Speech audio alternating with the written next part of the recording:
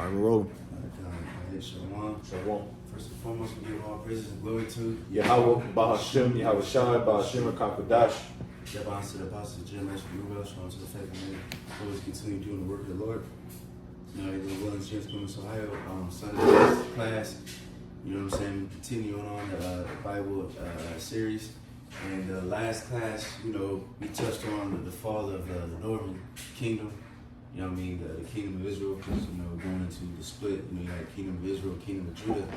All right. And then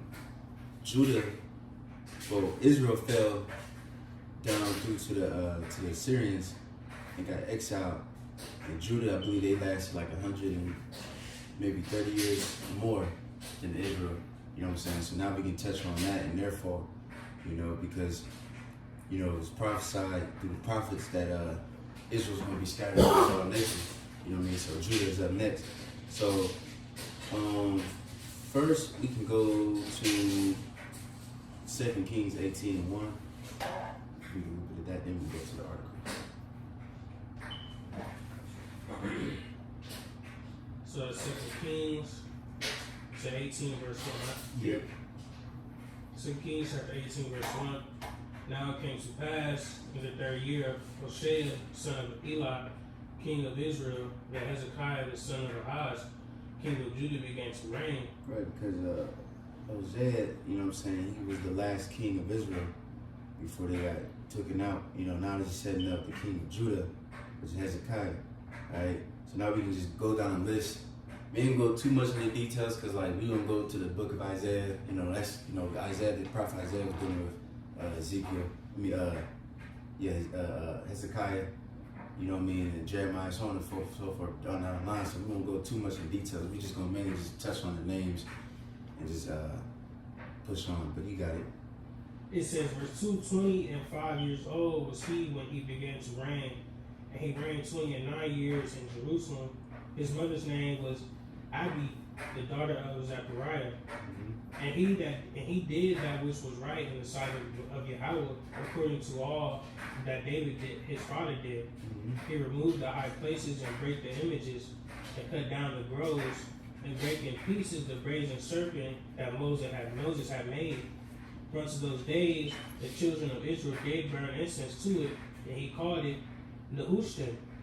He trusted in Yahweh, power of Israel, so that after him was none like him among all the kings of Judah, nor any that were before him. For he clave to Yahweh and departed not from following him, but kept his commandments which Yahweh commanded Moses. And Yahweh was with him, and he prospered whithersoever he went forth. And he rebelled against the king of Assyria and served him not. Right, and real quick, you know, just to summarize for the sake of time, like I said, we can go into more detail maybe when we go into the book of Isaiah. But so the Syrians, after they exiled Israel, they try to fuck with Judah, you know what I mean, and seized the city. And the Lord, you know, through, you know, the prophet Isaiah, you know, gave the breakdown to the king Hezekiah, and they was able to stand strong and not get taken down by the Assyrians, and they eventually left. Alright, and it was cool for a minute. Then you have a few other kings, and then the Babylonians, they came. You know what I'm saying? So, so real quick, can you skip down to 2 Kings 21 and 1? So 2 Kings 21 verse 1 says, Manasseh was 12 years old when he began to reign, and reigned 50 years in Jerusalem. And his mother's name was Hephzibah. And he did that which was evil in the sight of Yahweh, after the abominations of the heathen, whom Yahweh cast out before the children of Israel. Right. So that's the son. That's the next one that ruled, right? And he did wickedness. And then that was the king that when the Lord was like, all right, enough is enough. Now I'm about to scatter Judah. Because that, you know, he was killing innocent people, and you know, Lord willing, we can go more into that later. But yeah, that king was wicked as hell. So the Lord was like, okay, now we're about to scatter Judah. And you know, and then so next after that, let's go to 2 Kings 22 and 1. So 2 Kings 22 verse 1. Josiah was 8 years old when he began to reign, and he reigned 31 years in Jerusalem. And his mother's name was Jedidah, and the daughter of Agaiah, of Boscatta. And he did that which was right in the sight of Yahweh, and walked in all the way of David his father, and turned not aside to the right hand or to the left. Right. And then we're gonna read the articles and go more in detail into that king. That's a very important king. Matter of fact, we can stop there because a very important battle that he took place in is gonna lead all to the fall of Israel and all that, or Judah, I should say. You know what I'm saying? So now we're willing. Now we got those kings set up. Now we can go to the article and just continue on that. All right, this is the article. It says the fall of Judah's ancient kingdom's downfall. I'm going to jump down to the paragraph of introduction, setting the stage for the fall of Judah. The kingdom of Judah entered a period of turmoil marked by geopolitical instability and spiritual decay. Following the King Solomon's death in 931 BC, the united monarchy split into the kingdom of Israel and Judah. This division led to deep divisions among the Hebrews. By 722 BC, the Assyrians conquered the northern tribes of Israel due to their idolatry and rebellion against the Most High. Judah, however, managed to remain independent, but its downfall was imminent. Both kingdoms played crucial roles in the biblical narrative as detailed in the books of Kings and Chronicles. Right, and real quick, I was watching this dude last night. We got a good, let me see, I think I put it in the Telegram. Let me see his channel name real quick. He made a good video on that because the Assyrians too, they have tablets, you know what I mean? So just to prove that the scriptures are true, they got tablets of the Assyrians actually writing about these different things that happen in the Bible too, about us being destroyed in certain battles and being exiled and all that. All right, but it's this dude's channel. His name is History with CY. All right, and then the channel, I mean the video name is called Ancient Israel and Assyria, Early Accounts and the Early Encounters in the Levant. Right, so that's a really good video. Like I said, it shows you actual historical proofs of. It shows you all different sides. It shows you the writings of the Syrians, the writings of the Babylonians, and of course the Israelites. And it goes into all these important battles that we're going to speak about. Yeah, that's funny too, because even if you try to, I even try to do some history or research on the Assyrian captivity with with Israel, and you can't really find documentaries on those. You can find a lot of Babylonians, a lot of Southern tribe documentaries, but you cannot find a lot of those Assyrian when the northern tribes was in Assyria. You can't. You got it. It says, in the late 7th century, the region witnessed significant events. The battle in June of 605 BC saw Babylon defeat Egypt, cementing its control over Palestine. This was followed by a Jerusalem siege by Nebuchadnezzar in early August of the same year. Right, so real quick, so what is they talking about? He said a battle, what did he say? The battle in June 605 BC saw Babylon defeat Egypt. Mm-hmm. All right.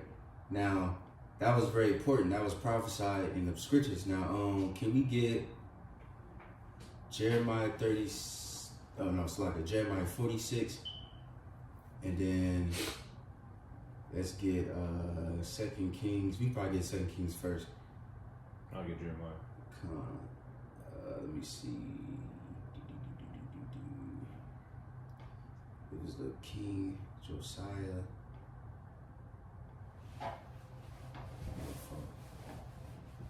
It is 2 Kings 20. Let me see. My fault. 2 Kings 23. Mm-hmm. And you can start at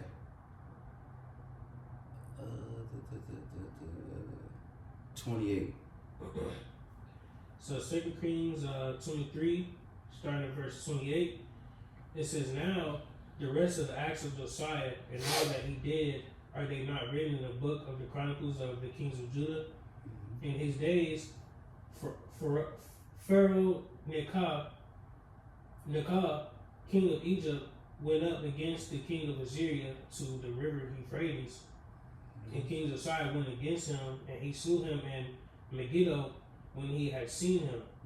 And his servants carried him in a chariot dead from Megiddo, and brought him to Jerusalem, and buried him in his own sepulchre. And the people of the land took Jehoahaz, the son of Josiah, and anointed him, and made him king in his father's stead. Right. So now this the Pharaoh, you know what I'm saying? At this time, so of course, like we said, we was going into Assyrian captivity, right? How they took over Israel. Now at that time, Assyria, they was the what's it called? Like the dominant force over everybody. They was ruling the world pretty much. So then they started losing their power. You know, they started fighting amongst each other, and things like that. Then of course Babylon, they started, you know, taking over land and shit like that. And then this battle right here, this Egypt Pharaoh, he was about to go to cross through Israel, because he got to go through us to get to, I think they was going to a battle in Syria to go help the Assyrians. Going towards Palestine. Yep. And then, so King Josiah, he got in the middle of it, and you know what I mean, trying to stop it. But then he ended up getting killed, and then they pretty much continued on and helped the Assyrians, and they ended up losing. And then that's when Babylon took over the Levant area, and then Egypt, they lost their power. You know, they just stayed back. You know what I mean? And the Assyrians, they started losing more and more. You know what I'm saying? So this is a very important battle. Yeah. But it's Oh no, I was just thinking of this history because Egypt's already destined to fall because how they had us in slavery and they was already losing ranks. Yep. Real quick, let me see if I might read a little bit in the Wikipedia just real quick. Wikipedia, it says Battle of Megiddo is recorded as having taken place in 609 BC when Pharaoh Necho II of Egypt led his army to Karchemish, northern Syria, to join with his allies the fading Neo-Assyrian Empire against the surging Neo-Babylon Empire. This required passing through territory controlled by the kingdom of Judah. The Judean king Josiah refused to let the Egyptians pass.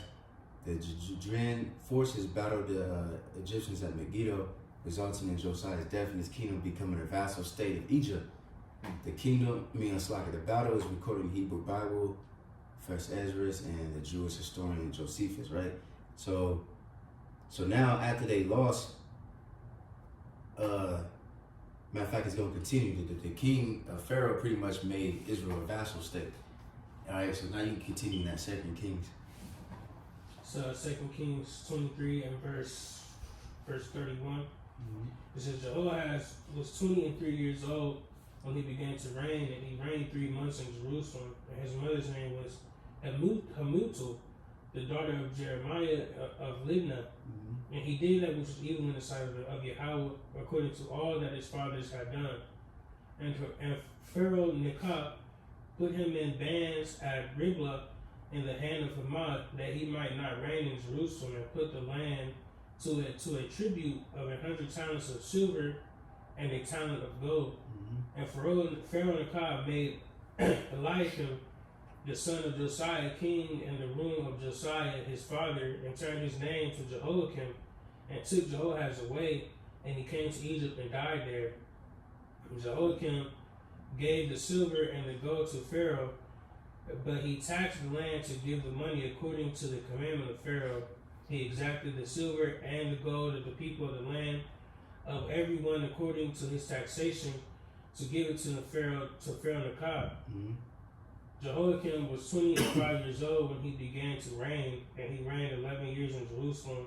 And his mother's name was Zebudah, the daughter of Pedaiah of Ramah. And he did that which was evil in the sight of Yahweh, according to all that his fathers had done. Right. So now we can go to chapter 24, but let's hold that though.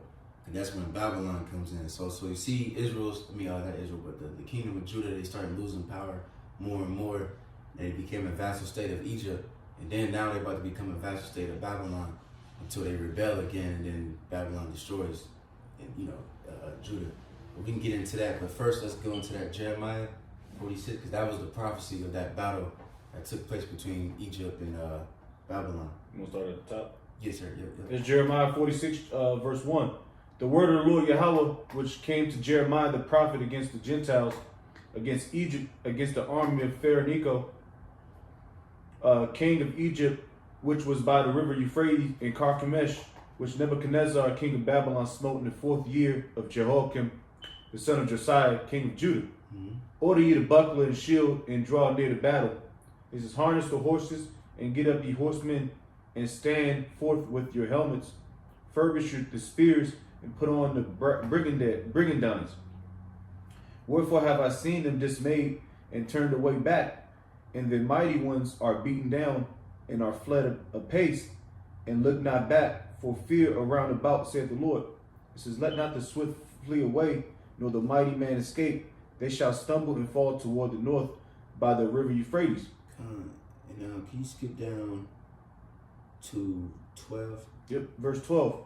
The nations have heard of thy shame, and thy cry hath filled the land, for the mighty man have stumbled against the mighty, and they are fallen both together.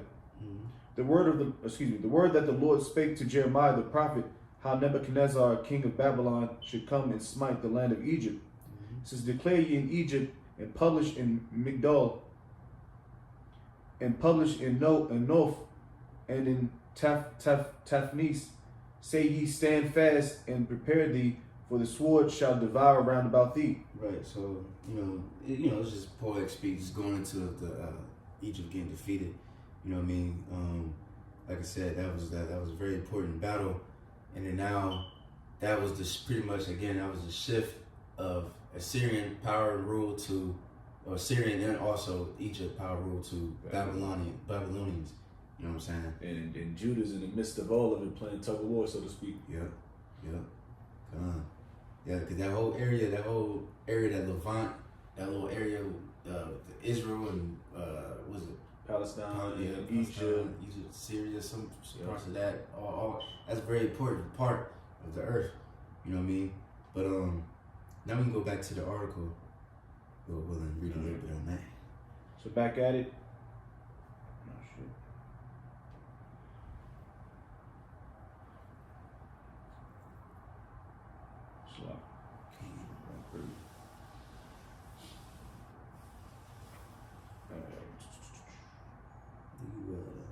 The late century. I got it. Okay. All right, back at it. This is Babylon's rise led to deportations from Jerusalem with the first in 605 BC, followed by others in 597 BC and 586 BC. These deportations worsened Judah's situation, culminating in the destruction of Jerusalem and Solomon's temple. In 586 BC, this event showcased Babylon's power and the consequences of ignoring divine commands. The last 4 kings of Judah, Jehoaz, Jehoiakim, and Zedekiah, ruled with defiance and ignored prophetic warnings. Their reigns were a stark contrast to earlier times when the nation sought spiritual reform. Despite the dire circumstances, the biblical account highlights the Most High's mercy and faithfulness. Even during the siege and exile, figures like Daniel and Ezekiel offered hope and guidance to the captors. The Chronicles conclude with Cyrus' proclamation, signaling a time of restoration and the rebuilding of the temple. The fall of Judah's historical context is vital for grasping its captivity's broader implications. These events fulfilled prophetic warnings and influenced the spiritual and cultural identity of the Jewish people during and after the Babylonian exile. Right. And then, so Lord willing, let me read this real quick. This is like an overview of the Babylonian exiled Judah in waves. This is simple Google search. It says key events and dates. First deportation, it says 605 BCE. Daniel and other young nobles taken to Babylon. The second one, it says 597 BCE. King Jehoiakim and many skilled people exiled after a siege of Jerusalem. And the final one, it says Nebuchadnezzar destroys Jerusalem and the first temple. The remaining population exiled, ending the kingdom of Judah. So now a little willing, let's get the precepts of that. What was that? 1 Kings 21? I mean 24 and 1? 2 Kings. Yep. Let's look at 2 Kings chapter 24, verse 1. It says, in his days Nebuchadnezzar, king of Babylon, came up, and Jehoiakim became his servant 3 years. Then he turned and rebelled against him. Yahweh sent against him bands of the Chaldees, and bands of the Syrians, and bands of the Moabites, and bands of the children of Ammon, and sent them against Judah to destroy it, according to the word of Yahweh which he spake by his servants the prophets. Sure that the commandment of Yahweh came this upon Judah to remove them out of his sight for the sins of Manasseh according to all that he did, and also for the innocent blood that he shed, for he filled Jerusalem with innocent blood, which Yahweh would not pardon. Right. Now can you go to verse 7? Yep. Jump to verse 7. And the king of Egypt came not again any more out of his land. For right. the king, see, matter of fact, keep going. For the king of Babylon had taken from the river of Egypt unto the river Euphrates all that pertained to the king of Egypt. Right. So he says that Egypt came out of his land again, because again, that just proves further the scriptures, because that's when that battle, Babylon became dominant over that the little area, the little Middle East part area, Levant, you know what I'm saying? And now Assyria and Egypt lost their power, you see, but you got it. And then Egypt fell again. I think the Persians fucked with them, and then the Greeks. I think that's when the Greeks, when they attacked and took over. Yeah, they're just getting fucked up. They just took mad L's after that. What's his name? Ptolemy. That's why a lot of people think that what's her name? Oh, he said that Cleopatra was a nigger woman, but no, she was a so-called white lady. Yeah. You know what I mean? She was just took over the Egyptian people. You see, but you got it. Back in. Mm-hmm.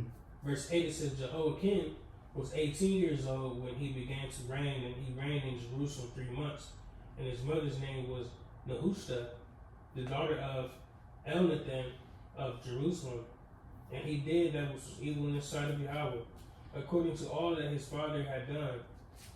At the time, the servants of Nebuchadnezzar, king of Babylon, came up against Jerusalem, and the city was besieged. And Nebuchadnezzar, king of Babylon, came against the city, and his servants did besiege it. And Jehoiakim, the king of Judah, went out to the king of Babylon, he and his mother and his servants and his princes and his officers. And the king of Babylon took him in the 8th year of his reign. And he carried out thence all the treasures of the house of Yahweh and the treasures of the king's house, and cut in pieces all the vessels of gold which Solomon king of Israel had made in the temple of Yahweh, as Yahweh had said. And he carried away all Jerusalem and all the princes and all the mighty men of valor, even 10,000 captives, and all the craftsmen and smiths. None remained save the poorest sort of the people of the land. And he carried away Jehoiakim to Babylon, and the king's mother and the king's wives, and his officers, and the mighty of the land. Those carried he into captivity from Jerusalem to Babylon. And all the men of might, even 7,000, and craftsmen and smiths 1,000, all that were strong and apt for war, even them the king of Babylon brought captive to Babylon. And the king of Babylon made Mattaniah, his father's brother, king in his stead, and changed his name to Zedekiah. Right. And I believe, this is the last king of Judah before they completely fell. But you got it. So Zedekiah was 21 years old when he began to reign, and he reigned 11 years in Jerusalem, and his mother's name was Hamutal, the daughter of Jeremiah of Libnah. And he did that which was evil in the sight of Yahweh, according to all that Jehoiakim had done. For through the anger of Yahweh it came to pass in Jerusalem and Judah, until he had cast them out of his presence, that Zedekiah rebelled against the king of Babylon. Right, so he rebelled against the king of Babylon, so now they're going to come again and attack. Let me see. So now a little willing. Let me see. You can go back to the article, but we can skip down to you skip down to where it says Babylon's rise to power. All right. Back at the same article, coming down to subcontext, Babylon's rise to power. The Neo-Assyrian Empire, once the dominant force, began a decline due to geopolitical shifts. Ashurbanipal took the throne in 669 BC, expanding Assyria's borders and conquering Egypt. In 671 BC, yet this victory is brief as Assyria faced growing threats from Babylon. In 618 BC, Babylon invaded Assyria, forming an alliance with the Medes. This alliance led to the destruction of Nineveh, Assyria's capital, in 612 BC. Pharaoh Samechius of Egypt attempted to aid Assyria until Ashur fell in 614 BC. However, Nebuchadnezzar II's rise to power in Babylon was unstoppable. Nebuchadnezzar II, now ruler of Babylon, used strategic brilliance and military strength to secure Babylon's dominance. He captured Haran in 610 BC, establishing Babylon's supremacy. This move significantly affected Judah, especially after Zedekiah's failed revolt in 587 BCE. This led to Jerusalem's siege and the destruction of King Solomon's temple. Which we're going to read in a minute, Lord. But you got it. The siege of Jerusalem in 597 BCE severely weakened Judah, leading to the exile of 10,000 officials, craftsmen, and 7,000 soldiers. Nebuchadnezzar II's Babylonians continued to assert their power, culminating in Judah's final fall in 586 BCE. This period was marked by military victories and significant shifts in power dynamics. What it say? Matter of fact, can we get that real quick? Where it says, any scripture where the Lord says the Lord set up a kingdom. Oh yeah. Anyone in Job. Look at that. Can't think of anyone in the matter, because it's just beautiful, man. Like when you look at these things, like especially that video I was talking about earlier when we were talking about Israel and the Syrians. You know, it just shows you how it's just like, man, it's just amazing how the Lord controls all this. You know what I mean? It's like a chess piece, like a you know what I mean? He just controls this king, control that king, and make these people fight each other, and then make this person become victorious and the number one over all the world. You know what I mean? And then all of this, he made them, let's say, give time and chance happen to them all. You know what I mean? He gave certain kingdoms to rule, and he used them as a whooping stick too. Because again, we went through all these things because of our sins. That's why he had these different nations rise up against us and scatter us. But y'all got it? This is Daniel chapter 2, verse 21. And he changeth the times and the seasons. He removeth kings and setteth up kings. He giveth wisdom unto the wise and knowledge to them that know understanding. Right, beautiful. He removed kings and set up kings, just like perfect Daniel. You know, it goes into the statues and different beasts and all that. You know, you got the Syrians, you got the Babylonians, you got the Persians, the Greeks, then the Romans. You know what I mean? But it's beautiful, man. But anyways, we can go back to the article. All right, back at the article,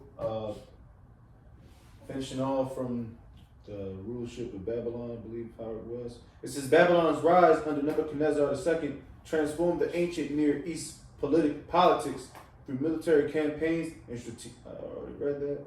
I haven't. No, I haven't. Okay. Back at it, it says through military campaigns and strategic alliances, Babylon's power eclipsed Judah and ended the Neo-Assyrian Empire's reign. This period's complex dynamics reflect the volatile nature of ancient geopolitics, deeply influencing the region's historical path. Mm-hmm. The Siege of Jerusalem. The Siege of Jerusalem, a critical event in 589 to 587 BC, marked a turning point in Jewish history. This 30-month siege by the Babylonians under Nebuchadnezzar II led to severe consequences, including starvation and desolation within Jerusalem's wall. The Book of Lamentations vividly captures the suffering and despondency of the city's inhabitants during this brutal period. The siege's outcome was the Babylonian victory, resulting in the destruction of King Solomon's temple and the exile of many Judeans. These events had a profound impact on the religious, spiritual, and political landscapes. Historical accounts reveal that Jerusalem fell after a long and arduous siege, leaving the city in ruins and its people in despair. The agony inflicted by the siege is well documented in Lamentations, the book of Lamentations. Yeah, real talk. Which speaks to the extreme starvation and desolation that plagued the city. The blockage of food and water supplies led to unspeakable horrors as the inhabitants struggled to survive. Right, you're right. Because in the siege, just in case anybody don't know, you siege, nobody can go in or out. You're surrounded. Martial laws. Yep. People starving, and like you said, it goes to the book of Lamentation, the book of Jeremiah goes into it some a little bit, but you got it. Mm-hmm. Back at it. That starvation and desolation that plagued the city, the blockage of food and water supplies led to unspeakable horrors. Man. As the inhabitants struggled to survive, these desperate conditions mirrored the aggressive tactics employed by the Babylonians during Nebuchadnezzar's campaigns. Right, and real quick too, maybe when we go through the book of Jeremiah, because Jeremiah at the time, the prophet Jeremiah, they call him the morning prophet. He was telling Jake to get right, and they kept continuing being demons and shit. But he was telling Jake to just submit to the Babylonians, you know what I mean? And then certain Jake was looking at Jeremiah as a sellout. They try to get rid of him pretty much. And they didn't listen, obviously, so that's why, you had Jake rebel against Babylonians, and now you got exile.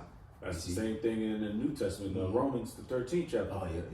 You came out of the Zealots, and they weren't in the spirit of Yahushua. Mm-hmm. Yahushua said, man, you gotta submit yourself to the law. Right. You can't be running around breaking the law. Yeah.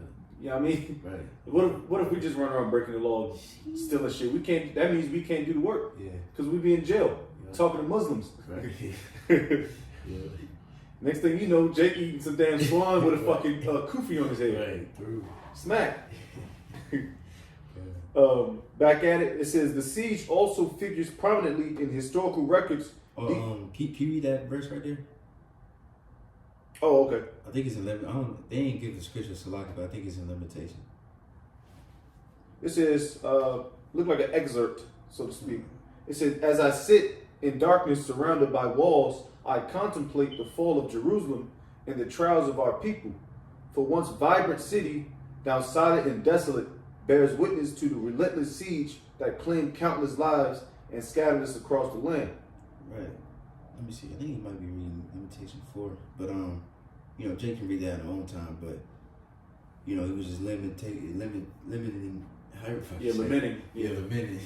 Right. The fall of Judah. Because you in your foxhole, you just pondering. You know what I mean? You're just like, what the fuck is going on? Yesterday we was eating. Right. Today, you know what I mean? Women are eating their kids. Yeah. How can it just turn so quick? Man, yeah. As a spirit, because you said how. If you go to the blue letter in a commentary, it says pretty much like a fun fact, like the book of Lamentation was actually known as the book of how, because I believe chapter 1, 2, and 4 starts with how. Like how is the gold become dim? Yeah. Like he just threw, like, damn, how is this? Like, damn, Jake is through, Perplexed. Right. But you got it. All right, back at it. It says the siege also figures prominently in historical records detailing the immense hardship endured by the Judeans. Approximately 4,200 individuals were taken into captivity during the siege. However, the Book of Kings notes that up to 10,000 people, including craftsmen, were deported. Which that's the point. They got deported first, correct? So they can start building shit up. Yeah, because they needed those guys. Yeah.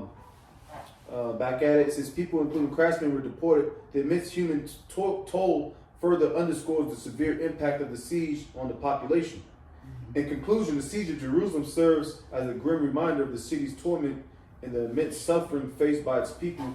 The destruction brought by Nebuchadnezzar's campaigns reverberates through history, forever shaping the narrative of a once grand city reduced to starvation and desolation. Let me see. You keep going. We can probably got like 2 more paragraphs to go. Right. This is the fall of Judah. The end of Judah was marked by a series of tragic events under Zedekiah's reign. Oh yeah, real quick, so I forgot to mention, because it went into the destruction of the temple. You read that, right? It kind of glanced over it. Okay, About King Solomon's temple being sacked. Yeah, real quick. Because, we know Esau, Edom, he was there too. Raise it. Yep. Yeah, Con, can we get that real quick? What was that, Psalms 137? And you can get to the point.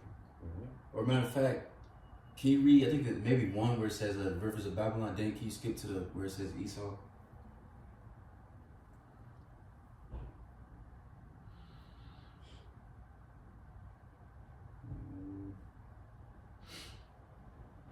This is Psalms chapter 137, verse 1. By the rivers of Babylon, there we sat down, we wept when we remembered Zion. All right, and then you want me to jump down? I think it's 7, I believe. 7, 8. This is verse 7 out of Psalms 137. It says, remember, O Lord, the children of Edom in the day of Jerusalem, who said, raise it, even to the foundation thereof.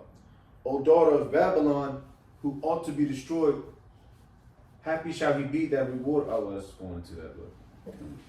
But that was the point, yeah.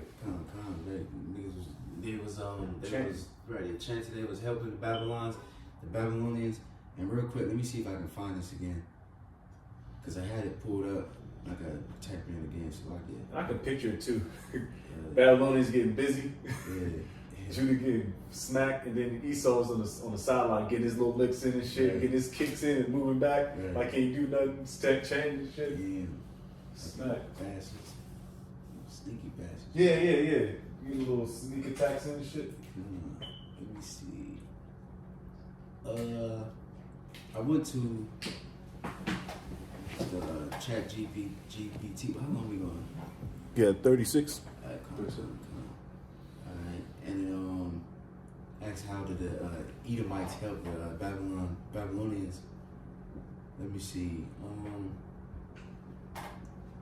It says they assisted during Jerusalem's fall. Biblical texts accuse Edom of rejoicing over Jerusalem's destruction and taking advantage of Judah's defeat.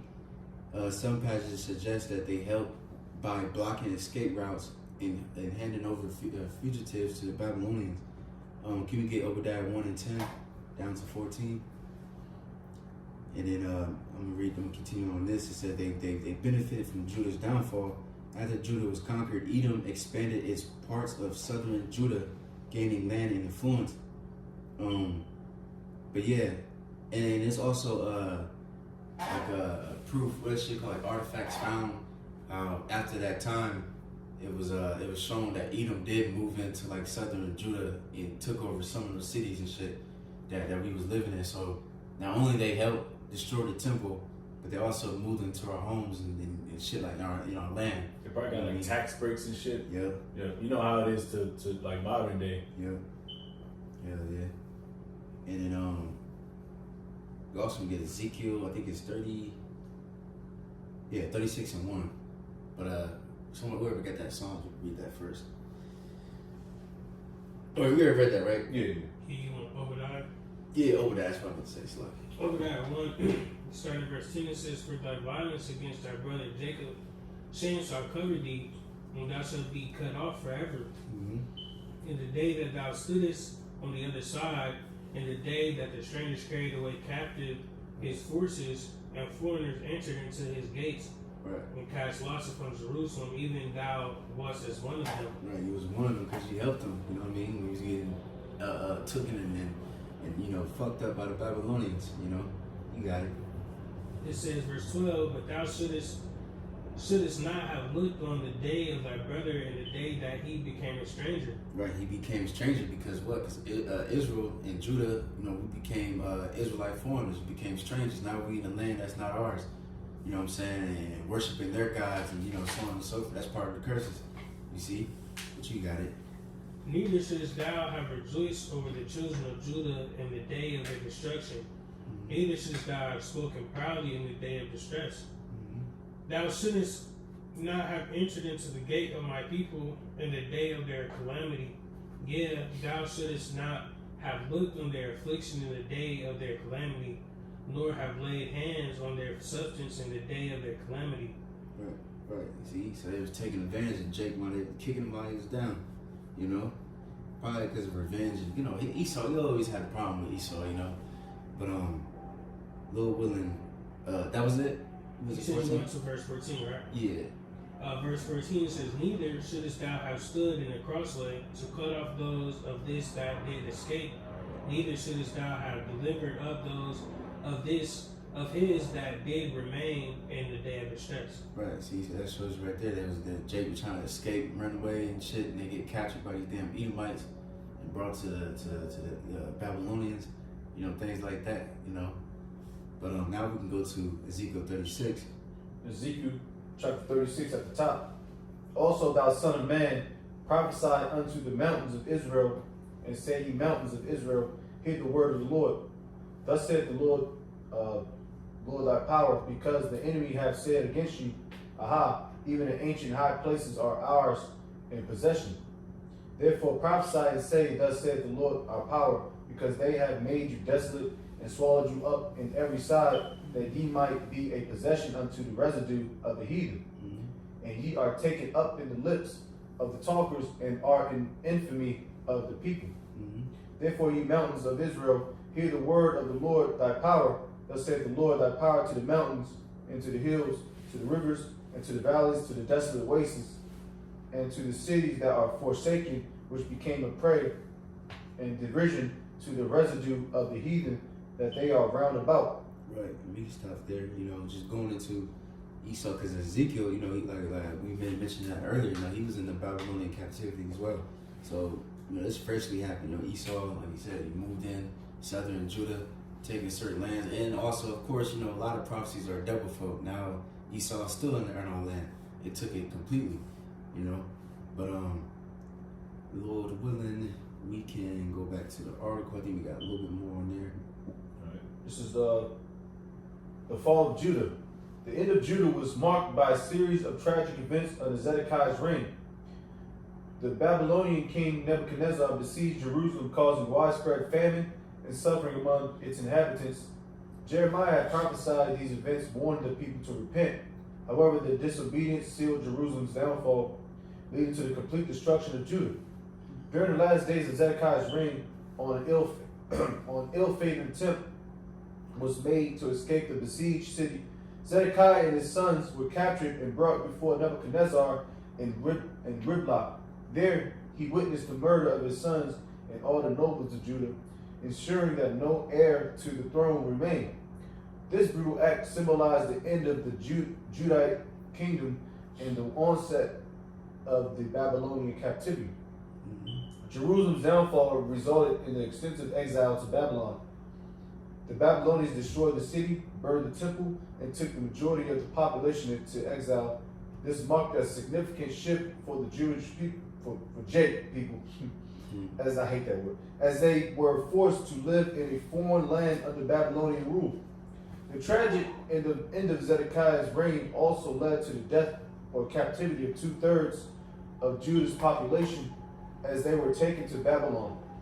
The destruction of Judah and the mass deportation reshaped the social and political landscape of the region. Despite the power of the Most High's compassion remained as highlighted in 2 Chronicles 36:15, emphasizing his love and repeated warnings before judgment. Interestingly, Jeconiah, a former king of Judah from the Solomonic line, was later restored to honor by Nebuchadnezzar 37 years into the exile. Jeconiah was given the title king along with other captive rulers, although he never ruled Judah again. This act demonstrated a degree of mercy amidst the harsh consequences of their disobedience. The fall of Judah serves as a poignant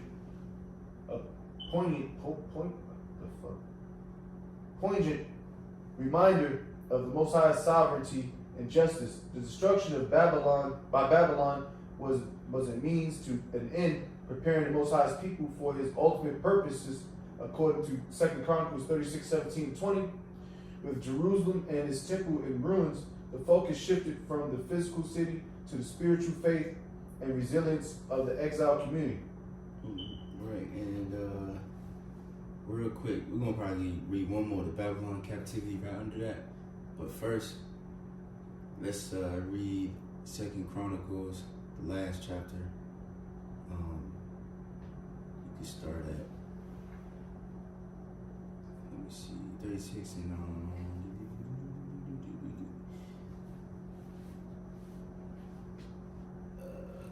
you can start at 17.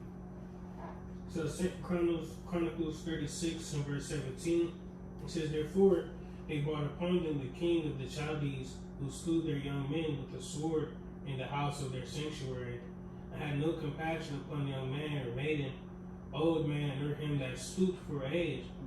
He gave them all into his hand, and all the vessels of the house of the Most High, great and small, and the treasures of the house of Yahweh, and the treasures of the king and of his princes, all these he brought to Babylon. And they burnt the house of the Most High, and brake down the wall of Jerusalem, and burnt all the palaces thereof with fire, and destroyed all the goodly vessels thereof. And them that had escaped from the sword carried he away to Babylon, where they were servants to him and his sons until the reign of the kingdom of Persia, to fulfill the word of Yahweh by the mouth of Jeremiah, until the land had enjoyed her Sabbaths. For as long as she lay desolate, she kept Sabbath to fulfill 70 years. Now in the first year of Cyrus, king of Persia, the word of Yahweh spoken by the mouth of Jeremiah might be accomplished. Yahweh stirred up the spirit of Cyrus, king of Persia, that he made a proclamation throughout all his kingdom, and put it also in writing, saying, Thus saith Cyrus, king of Persia, all the kingdoms of the earth hath Yahweh power of heaven given me, and he hath charged me to build him a house in Jerusalem, which is in Judah, who is there among you of all his people. Yahweh, his power be with him, and let him go up. Right, so now that's going to lead into the Persian Empire, you know what I'm saying? You know, but Lord willing, we can touch on the next one, because the next book after this, because pretty much I forgot to mention too, because we start off in what, like Samuel, and you know, a lot of these stories is just repeated in like Kings and Chronicles, stuff like that. So kind of really went over Samuel, Kings, and Chronicles all in one, you know what I'm saying? So now, a little willing, next video we can go into Ezra, which is the next book.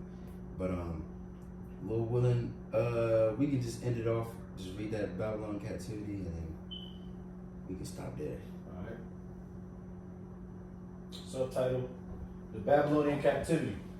The Babylonian captivity was a pivotal time for the Jake diaspora, lasting from about 607 BC to 537 BC under King Nebuchadnezzar II's rule.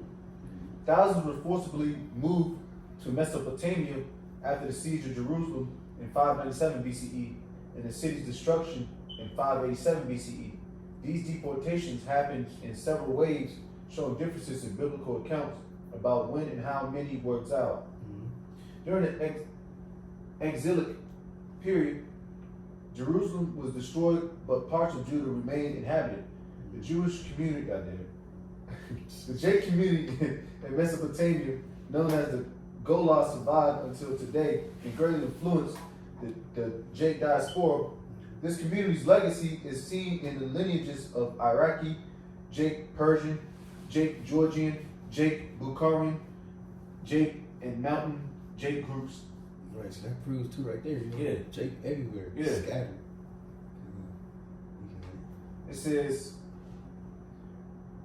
the Babylonians' captivity lasted about 70 years, ending in 537 BC, when King Cyrus of Persia allowed the Jews to go back to Jerusalem. This event marked the start of post-exilic Jake life with the building of the Second Temple in Jerusalem around 537 BCE in the Persian province of Yehud Medinata. The fall of Neo-Babylonian Empire to Persia in 539 BC made this return possible. The Babylonian captivity deeply affected the Jake nation's psyche. Exiles faced very social and economic conditions, but their faith and culture were transformed. This period led to a faith revival and significant religious developments in post-exilic Jake life. And we got a list. You gotta read the list. Well, in fact, yeah, we cool. We probably read the list another time. But yeah, man, it's pretty much stop there, a little willing, because again, you know, next up is gonna be the Persian captivity, you know. But also just real quick, just some couple fun facts during this time. When all Israel got, Judah, Salaki, they got exiled, you know, like I said, the poor of the land stayed. But Jeremiah also, he decided to stay too. He had a choice. The king gave him a choice whether to stay or not. He decided just to live with the people. And also during the Babylonian captivity, when Jake was in Babylon and all that shit, they were saying like a lot of Jake was like focused on, you know, pretty much writing the scriptures. You know, the scriptures already written at that time, but people was making it better. Like, you know what I mean? There was refining. Refining. Yeah, throughout it. Couldn't think of a word. But yeah, you know what I mean? Jake was focusing on that, writing books and things like that. They got humble. Yeah, right. You know, and then when Jake came back to the land, you know, Ezra and Nehemiah and things like that, we're gonna touch on them. You know, they pushed the law and, you know, pretty much getting Jake back in the spirit, building the temple, building the walls back up, and then we finally got our heritage back. You know, which technically we didn't lose it, but we, you know, we got fucked up. You see, but yeah, man, Lil Willin, that's pretty much the video. You know, Lil Willin, hopefully that was edifying. That we can give all praise and glory to. Yahweh, Balashim, Yahweh Shai, Balashim, Kakadash. Everyone surpasses the GMS Columbus Ohio. Shout out to the faithful minister. Continue to work the Lord. It's going to be a conversation. Shalom. With will.